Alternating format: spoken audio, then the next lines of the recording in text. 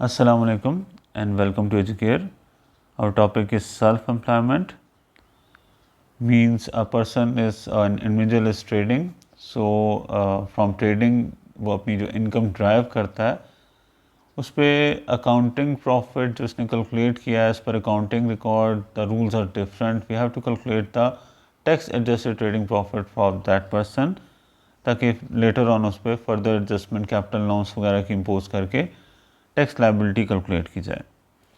So mainly यहाँ पे accounting profit से tax adjusted trading profit calculate करना है और इस सिलसिले में हमने कंसिडर करना है रूल्स जो कि अकाउंटिंग के रूल्स से डिफरेंट हैं और उन्हें हमने कैसे अप्लाई करना है.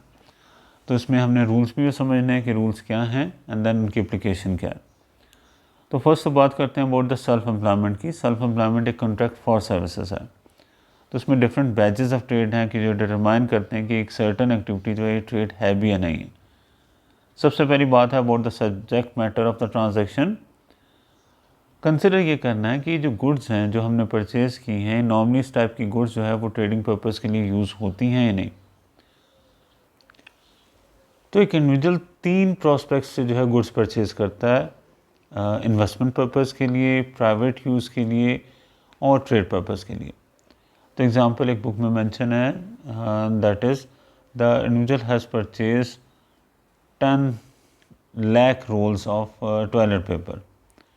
अब उसने 10 lakh rolls of toilet paper purchase किए हैं, तो these are not purchase with the prospect of investment and neither these are purchased with the prospect of using. So that is why on the basis of subject matter we can decide that this quantity of toilet paper is purchased with the purpose of trade. Ownership duration, short period of ownership हो तो वो आपके पास trading indicate करती है. Means short period of ownership का मतलब है आपने चीज़ खरीदी और उसके बाद आपने एज सुन एज पॉसिबल उसे सेल कर दिया. If it is sell after a long period of time then it will not indicate trade. Frequency, उस जैसी ट्रांजेक्शन बार बार अकर होती रहें तभी वो ट्रेड को इंडिकेट करती हैं. Improvement and marketing, work perform किया जाए उन गुड्स को मार्केटेबल बनाने के लिए. अगर ऐसा है, पैकेजिंग की जा रही है, एडवर्टाइजमेंट की जा रही है, तो ये भी ट्रेड एक्टिविटी को इंडिकेट करती है. सर्कमस्टांसेस रीज़न कि आपको अपनी गाड़ी बेच रहे हैं in order to purchase a plot, तो this is not set to be the trade purpose. This is circumstances for sale to raise cash is not indicator of a trade. Motive, business में profit earn करना आपका motive होता है, तो आपके पास कोई भी ट्रांजैक्शन, कोई भी गुड्स का परचेज करना with the intention to sell and earn profit gives a indicator of trading. इसके अलावा फाइनेंस, समटाइम हम फाइनेंस हमारे पास अवेलेबल नहीं है, हम अरेंज करते हैं. तो in order to arrange finance हम ये भी कंसिडर करते हैं कि लेटर ऑन गुड्स को बेचने के बाद हमें इंटरेस्ट कॉस्ट भी पे करनी पड़ेगी. तो वो गुड्स को हमने इतनी ज़्यादा वैल्यू पे सेल करना है कि वो इंटरेस्ट कॉस्ट भी हम पे कर सकें. Like if I have taken a loan of 1 lakh और इस पर मुझे 10% इंटरेस्ट पे करना है, तो 1 लाख का ये लोन लिया मैंने कोई गुड्स परचेज़ करने के लिए. नाउ आई विल कंसिडर कि ये गुड्स जो है ना 1,10,000 से ज़्यादा की सेल हो, ताकि मैं उसमें से इंटरेस्ट भी पे कर सकूं और रिमेनिंग अमाउंट मेरे लिए बेनिफिशियल भी हो. मेथड ऑफ एक्विजिशन, अगर लेगेसी के हवाले से, इनहेरिटेंस के हवाले से कोई चीज़ हासिल की जा रही है या मिल रही है, so this is not an indicator of trade. Existence of similar transaction, against वही पॉइंट है कि एक जैसी ट्रांजैक्शन बार बार अक्कर होती रहें. यानी आप गुड्स परचेज़ कर रहे हैं तो बार बार परचेज़ करें और तभी आप बार बार परचेज़ करेंगे कि गुड्स आपके पास से सेल हो रही हों. Adjustment of profit, taxable trading profit जो है वो अकाउंटिंग प्रॉफिट जैसा नहीं है. अकाउंटिंग प्रॉफिट को एडजस्ट करना पड़ता है ताकि आप उसे tax adjusted trading profit consider कर सकें.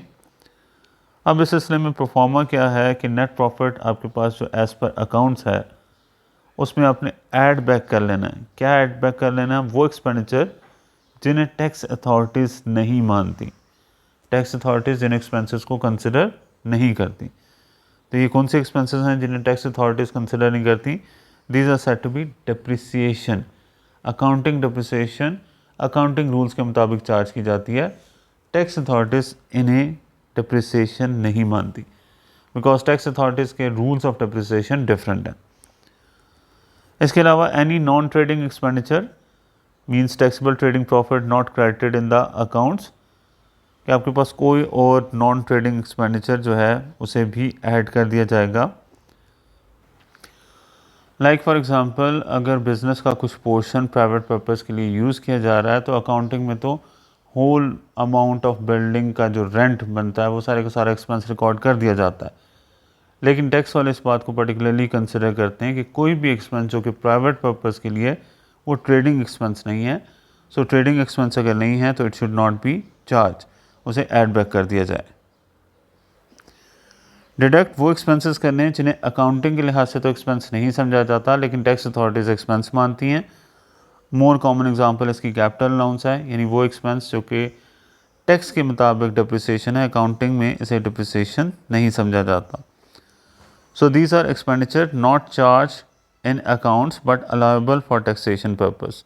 इसके अलावा income included in accounts that is not taxable as trading profit, वो इनकम जिसे अकाउंटिंग के लिहाज से इनकम नहीं कंसिडर किया, अकाउंटिंग के लिहाज से इनकम कंसिडर किया जाता है और टैक्स अथॉरिटीज़ के लिहाज से इनकम कंसिडर नहीं किया जाता, उसे डिडक्ट कर दिया जाता है। तो तब आपके पास आ जाता है tax adjusted trading profit. Again accounting profit में वो एक्सपेंसेस ऐड बैक कर देने हैं कि जिन्हें अकाउंटिंग के लिहाज से तो एक्सपेंस समझा जाता है लेकिन टैक्स अथॉरिटीज़ उन्हें एक्सपेंस नहीं मानती। एंड वो अमाउंट्स आपके पास डिडक्ट कर दी जाती हैं कि जिन्हें अकाउंटिंग के लिहाज से तो एक्सपेंस नहीं समझा जाता लेकिन टैक्स अथॉरिटीज़ उन्हें एक्सपेंस मानती हैं। तो वाइस वर्सा ऑपोजिट रूल फिर इनकम के लिए अप्लाई होंगे। तो अब हम बात करते हैं अबाउट डिसअलाउएबल एक्सपेंडिचर की। डिसअलाउएबल एक्सपेंडिचर वो एक्सपेंडिचर जिन्हें अकाउंटिंग के लिहाज से तो एक्सपेंस समझा जाता है लेकिन टैक्स अथॉरिटीज़ उन्हें एक्सपेंस नहीं मानती। Expenditure not incurred Holi and exclusively for trade purpose, जो एक्सपेंस मुकम्मल तौर पे ट्रेड पर्पस के लिए खर्च ना किए जाएं उन्हें टैक्स अथॉरिटीज़ एक्सपेंस नहीं मानती। मीन्स ये वो एक्सपेंस हैं कि जिन्हें हमने अकाउंटिंग प्रॉफिट में ऐड बैक कर देना। Second, interest paid to owner on capital invested in the business. Interest on capital sometime owner ये कंसिडर करता है whatever amount he has invested in the business, उसका राइट बनता है कि कुछ ना कुछ इंटरेस्ट उस पर रिसीव करे। अकाउंटिंग के लिहाज से प्रॉफिट की यूज़ समझा जाता है, प्रॉफिट में से डिडक्ट किया जाता है लेकिन टैक्स अथॉरिटीज़ इसे एक्सपेंस या यूज़ नहीं समझती। Salary withdrawn by the sole trader or partner, any private element of expenditure relating to owners, car और टेलीफोन, यानी कोई भी उसका जो प्राइवेट एलिमेंट है एक्सपेंडिचर का जो उसकी कार या उसके टेलीफोन से रिलेट करता है वो भी डिसअलाउएबल एक्सपेंडिचर है। So example from Kaplan book, Test Understanding. Jim is a self-employed lawyer. During the year ended 31st December 22, Jim drove a total of 20,000 miles. ठीक है, and his car expenses are 10,800. Each working day, Jim drives from his home to his office, which is 10 miles away. He works 5 days a week and 50 weeks a year. Jim drove 1,500 miles on a holiday in August 2022. But for the rest of the year, his wife's car was used for private journey. Jim's wife owns her own car and is not involved in Jim's business. So first तो हमने ये देखना है कि 20,000 miles में से कितनी travelling उसने प्राइवेट पर्पस के लिए की है। Remember, distance from home to office is considered as private journey. Distance from home to office private journey consider किया जाता है। तो हर वर्किंग डे वो 10 माइल्स अवे अपने ऑफिस में जाता है, तो ऑब्वियसली 10 माइल्स अवे वो ऑफिस में जाता है तो वापस भी आता होगा। सो टोटल वो 20 माइल्स अ डे ट्रैवलिंग कर रहा है। He is travelling 20 miles a day. एक वीक में 5 डेज़ हैं तो वो एक वीक में कितनी ट्रैवलिंग कर रहा है? 100 माइल्स ट्रैवलिंग कर रहा है एक वीक में। There are 50 weeks in a year, तो एक साल में कितनी ट्रैवलिंग कर रहा है? वो 5,000 माइल्स ट्रैवलिंग कर रहा है एक साल में। तो ये 5,000 माइल्स उसके घर से ऑफिस का डिस्टेंस है जो पूरे साल में ट्रैवल कर रहा है। अपार्ट फ्रॉम दिस 1,500 माइल उसने फर्दर भी ट्रैवल किया है अपनी कार पे प्राइवेट पर्पस के लिए on a holiday in August. So total उसका जर्नी जो है प्राइवेट जर्नी वो 6500 माइल्स है, राइट। अब क्वेश्चन की रिक्वायरमेंट है calculate the amount of Jim's car expenses that are allowable. तो अलाउेबल कौन से एक्सपेंसेस होंगे? अलाउेबल वो एक्सपेंसेस होंगे जो बिजनेस पर्पस के लिए किए गए। सो 20,000 माइल्स उसने ट्रैवलिंग की, उसमें से 6500 माइल्स उसने प्राइवेट ट्रैवलिंग की। तो बिजनेस माइलेज उसकी क्या आ जाएगी?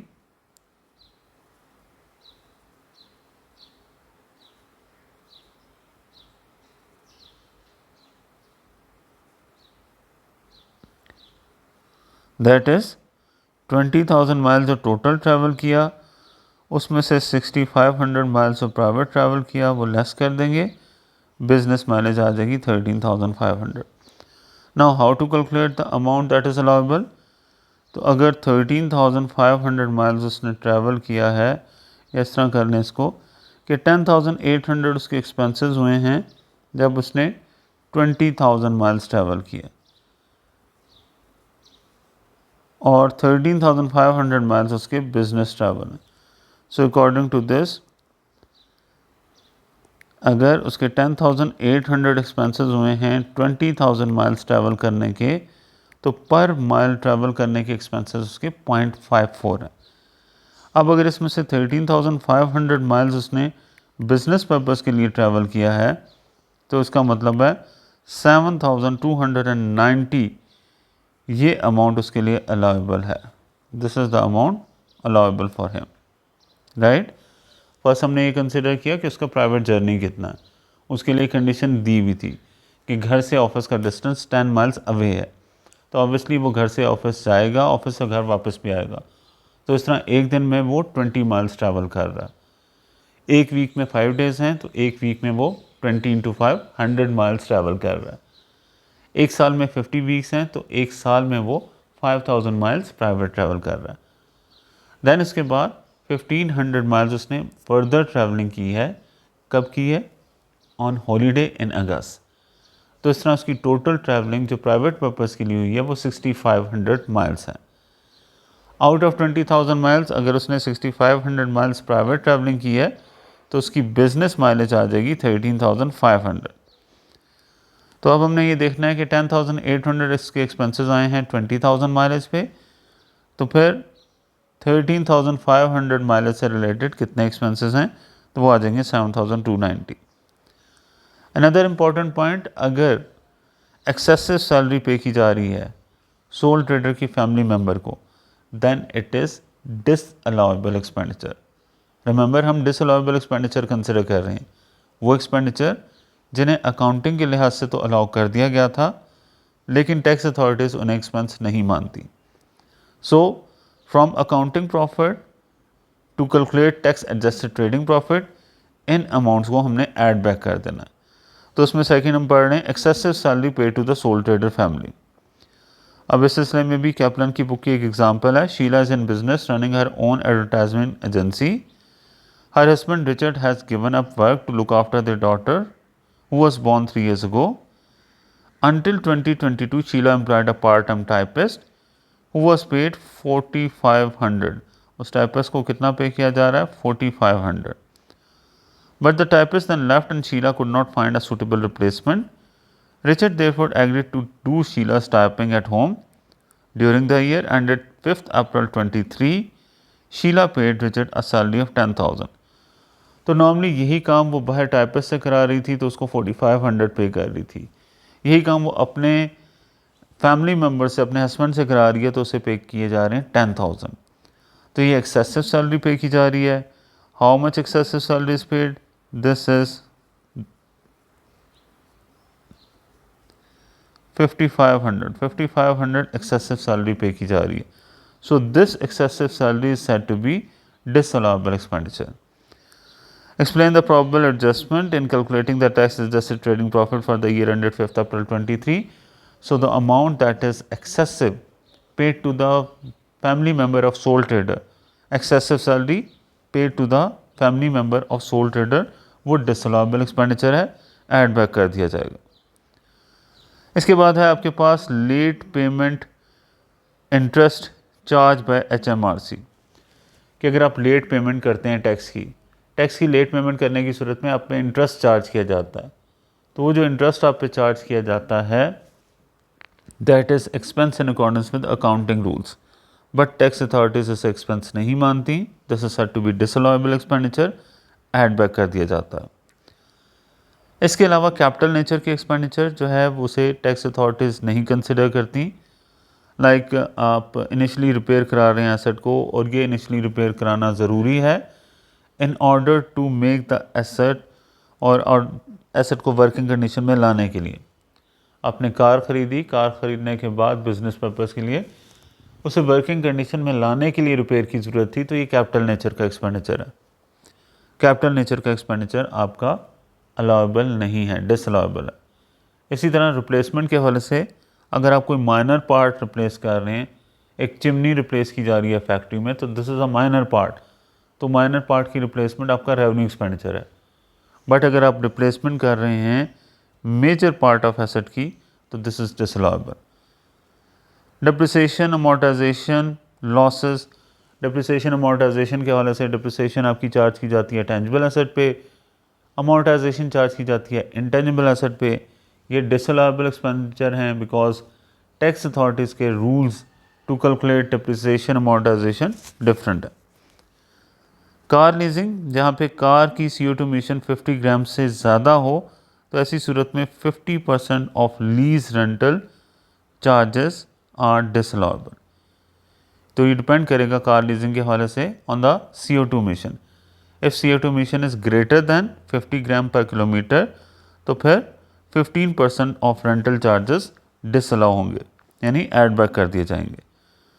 तो Sid enter into a leasing contract for a car with CO2 emission of 60 grams. अब चूंकि इसकी CO2 इमिशन 60 ग्राम्स है, मोर देन 50 ग्राम्स है, तो हमें क्या करना है, हमें कार के रेंट का या लीज रेंटल का 15% ऐड बैक कर देना है।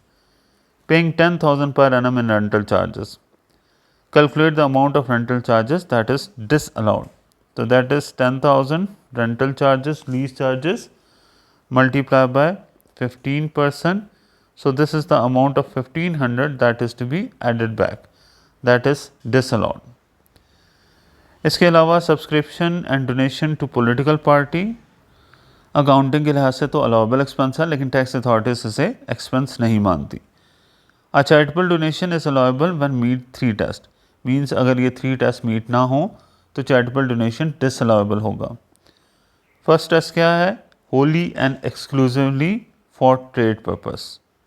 Second, it should be local and reasonable in size. तो अगर लोकल होगा, समझ लें बात, तो ये आपके लिए अलाउएबल है। लेकिन if it this charitable donation is national then it is not allowable, right. Local है तो अलाउएबल है, नेशनल है तो अलाउएबल नहीं है। And made to the registered charity. Entertainment expenditure except to employees, entertainment expenditure disallow हैं सिवाय वो एंटरटेनमेंट एक्सपेंडिचर के जो कि एम्प्लॉइज़ के लिए किए जा रहे हों।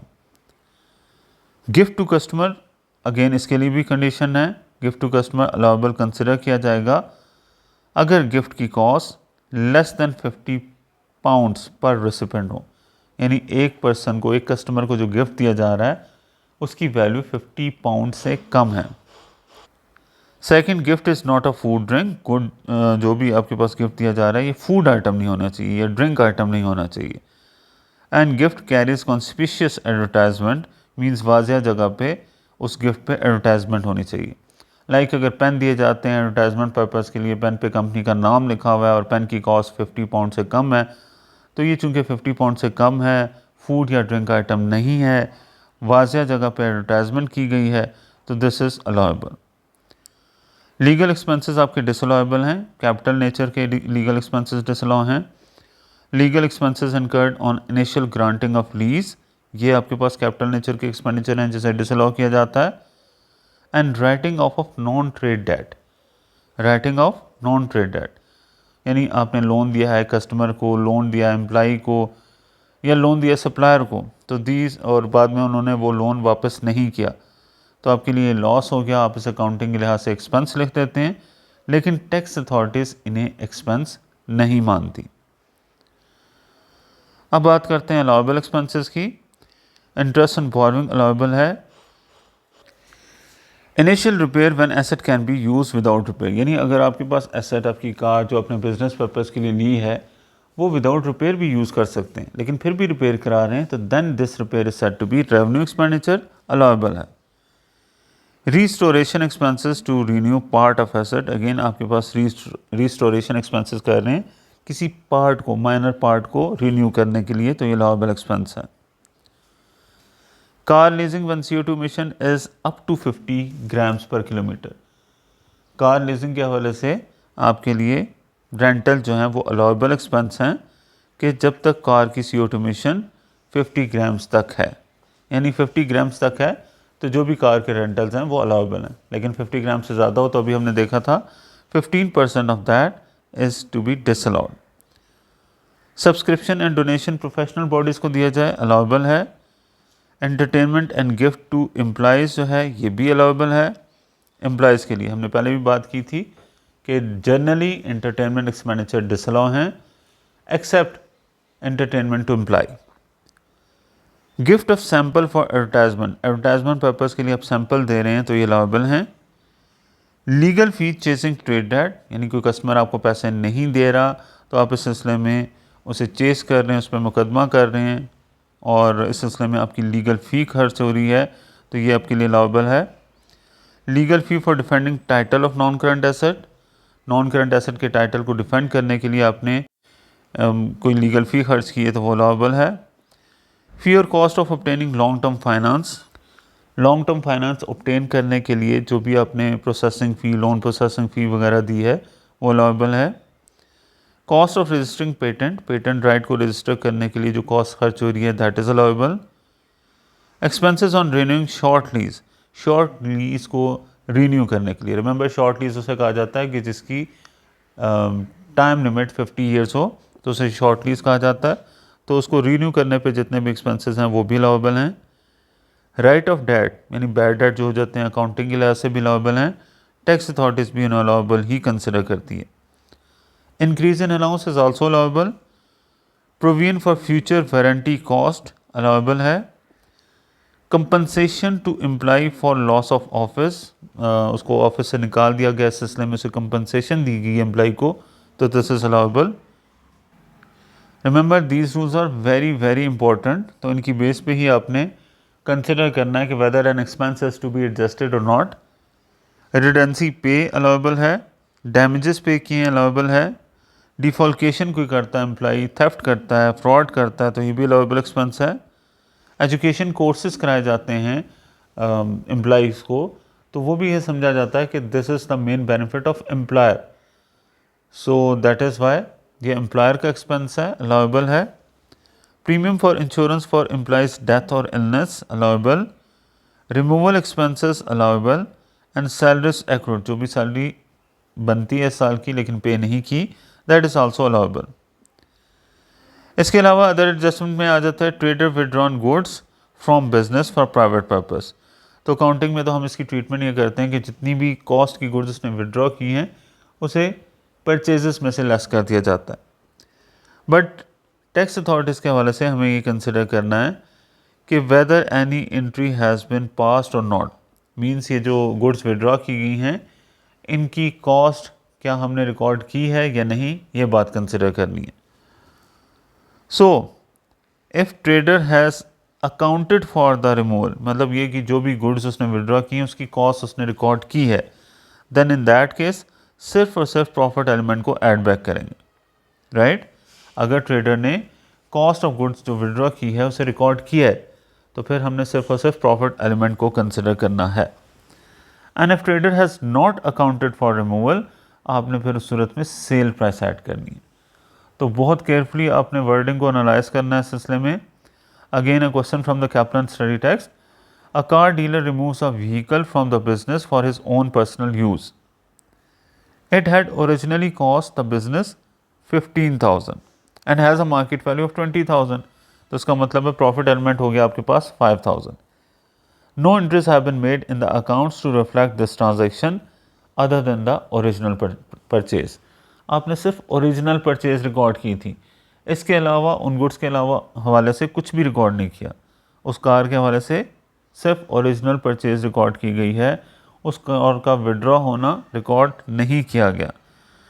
तो ये वर्डिंग से एनालाइज हुआ कि इस सिलसिले में कोई भी एंट्री पास नहीं हुई।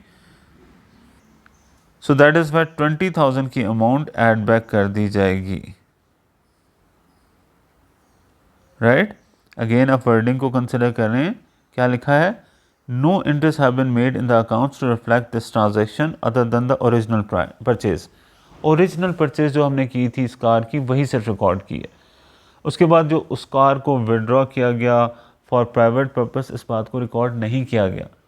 सो दैट इज़ वाई आपने सेल प्राइस को ऐड बैक करना।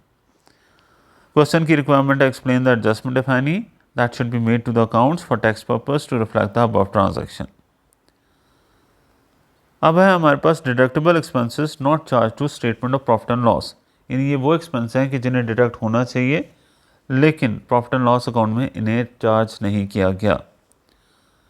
Business calls from private telephone, यानी घर के फ़ोन से अगर कोई बिजनेस कॉल्स की जाती हैं तो टैक्स अथॉरिटीज़ उसे भी बिजनेस का एक्सपेंस समझता है और कहता है कि इन्हें भी डिडक्ट होना चाहिए। So this should be deducted.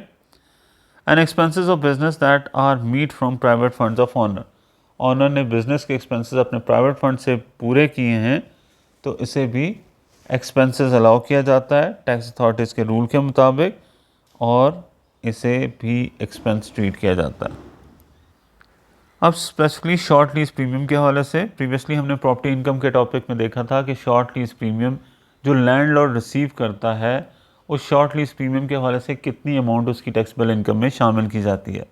इस हवाले से हमने दो फार्मूले कंसिडर किए थे और उन दो फार्मूलों की मदद से हम फाइंड आउट करते हैं how much amount is to be included in the landlord's income. लेकिन यहाँ पे अब हमने लैंडलॉर्ड की इनकम के हवाले से नहीं कंसिडर करना, हमने ये कंसिडर करना है कि ट्रेडर टेनेंट है और उसने ये प्रीमियम पे किया है तो उसके लिए फिर अलाउबल या डिसअलाउबल पोर्शन क्या है। So Ali prepare account to 31 March and paid a premium of 30,000 for the grant of 20 year lease. Premium pay कर रहा है वो 30,000, लीज पीरियड 20 ईयर्स है। कैलकुलेट करनी है आपने अलाउबल डिडक्शन, यानी अली के लिए इसमें से एक्सपेंस में से कौन सी अमाउंट अलाउबल है in his tax adjusted trading profit for the year 31 मार्च 2023। तो फर्स्ट तो हमारी कैलकुलेशन वही है कि हमने कैलकुलेट करना है कि कितना प्रीमियम जो है लैंडलॉर्ड के पॉइंट ऑफ व्यू से इनकम कंसिडर किया जाता था, सेम उसी वे में हमने कैलकुलेशन करनी है। And formula for that one if I remind you, तो वो आपके पास है प्रीमियम की amount multiply by 51 minus N divided by 50। तो एन यहाँ पे लीज पीरियड को रिप्रेजेंट करता है। तो इन अकॉर्डेंस विद द क्वेश्चन आपके पास 30,000 जो है वो है premium multiply by 51 minus lease period है 20 डिवाइडेड बाय आ जाएगा 50। So this would be 51 minus 20 divided by 50, now multiply by 30,000, so this is the amount of 18,600 जो हम पहले कैलकुलेट करते थे कि लैंडलॉर्ड की इनकम में आएगी, राइट। लेकिन अब तो हमने कैलकुलेट करना है कि what is the allowable deduction. तो अलाउबल डिडक्शन फाइंड आउट करने के लिए क्या किया जाएगा,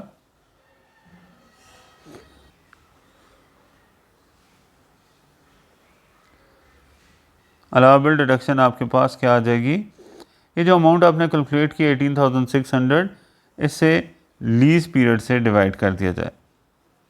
अमाउंट जो आपने कैलकुलेट की थी उसे आपने क्या करना है, लीज पीरियड से डिवाइड कर देना। So if 18,600 divided by 20, this is amount 930 and this 930 is allowable. तो अगेन अगर शॉर्ट टर्म आपने इसमें वर्डिंग को केयरफुली कंसिडर करना है क्योंकि एमसीक्यूज में आपको दोनों तरह से पूछा जा सकता है। If the person is receiving that amount it means कि वो लैंडलॉर्ड है और लैंडलॉर्ड के हवाले से आपकी कैलकुलेशन कि कितनी अमाउंट उसकी इनकम में शामिल होगी वो लिमिटेड टू दिस पॉइंट है, राइट। लेकिन अगर ये मेंशन किया जाए कि पेमेंट की है, एक पर्सन ने पेमेंट की है और आपसे पूछा जा रहा है what is the allowable deduction और अलाउबल डिडक्शन पूछी जा रही है, then after this calculation of 18,600 इसे आपने डिवाइड कर देना है लीज पीरियड से to get the amount that is said to be allowable. इसके बाद income included in statement of profit and loss that is not taxable trading income, कि आपके पास इनकम आपके पास statement of profit and loss में तो रिकॉर्डेड है लेकिन जो कि टैक्सेबल ट्रेडिंग इनकम नहीं है। Capital receipt, saving income, property income, dividend income. अच्छा, जिस वक्त हम अकाउंटिंग प्रॉफिट कैलकुलेट करते हैं तो चाहे हम जो है वो सेविंग इनकम रिसीव कर रहे हैं, प्रॉपर्टी इनकम रिसीव कर रहे हैं, डिविडेंड इनकम रिसीव कर रहे हैं, ये सब चीज़ें जो है हमारी अकाउंटिंग प्रॉफिट में शामिल कर दी जाती हैं। लेकिन एक सेल्फ एम्प्लॉय पर्सन के हवाले से जब tax adjusted trading profit calculate किया जा रहा है तो ये सिर्फ टैक्स एडजस्टेड ट्रेडिंग प्रॉफिट है, इसमें और टाइप की इनकम शामिल नहीं होनी चाहिए। All other income of a self employ person is calculated separately. So यहाँ पे हम क्या कैलकुलेट कर रहे हैं? Tax adjusted trading profit. तो जब ये सिर्फ और सिर्फ ट्रेडिंग प्रॉफिट है तो इसमें फिर saving income, property income, dividend income शामिल नहीं होगी। Apart from this capital receipt भी शामिल नहीं होंगी। And interest receive from over paid of income tax. जैसे बात हुई कि अगर आप लेट जो है वो टैक्स की पेमेंट करते हैं तो टैक्स अथॉरिटीज़ आप पे इंटरेस्ट चार्ज करती हैं, तो वो इंटरेस्ट जो चार्ज किया जाता है वो अलाउएबल एक्सपेंस नहीं है। इसी तरह अगर आपने ज़्यादा टैक्स पे कर दिया है तो जितना आपने ज़्यादा टैक्स पे किया उस पर इंटरेस्ट आपको HMRC पे भी करेगा, यानी आप इंटरेस्ट रिसीव भी करोगे। तो वो जो इंटरेस्ट आप रिसीव कर रहे हो ओवर पेड टैक्स पे, वो आपकी अकाउंटिंग में तो इनकम लिख दी जाती है, लेकिन टैक्स अथॉरिटीज़ उसे इनकम कंसिडर नहीं करती। Next is about the relief for pre trading expenditure.